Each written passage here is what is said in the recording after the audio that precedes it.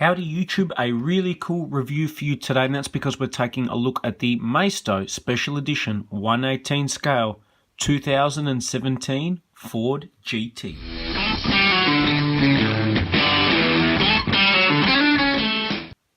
Okay, and here we have the Ford GT opened up and out of packaging, just to compare with the old school long tail GT40. They're actually pretty similar size, which is really interesting to see over time, because in its day this was an exceptionally big car, but it looks fantastic. I'm really excited to review this model and have it on display with a lot of my other sets, but definitely well worth picking up. The detail that Maidstone have done, normally Maidstone are associated with cheaper models along with Barago, but they've done a really good job with this one.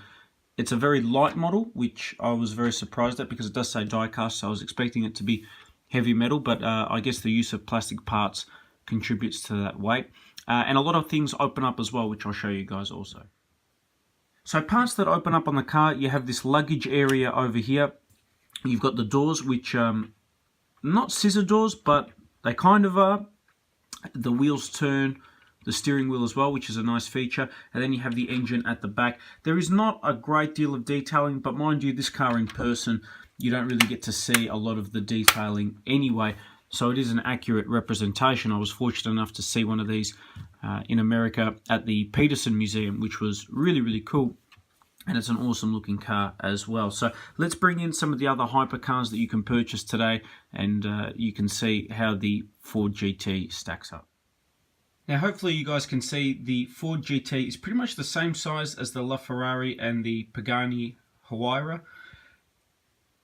It's obviously the cheapest of the three, so it's the budget hypercar, but it definitely stacks up, at least visually. If I had to pick which was the nicest, the Pagani definitely looks outstanding. So does the LaFerrari. You'd probably rank the Ford third in terms of visual impressiveness, but then again, I think it's a third the price of most of these cars anyway.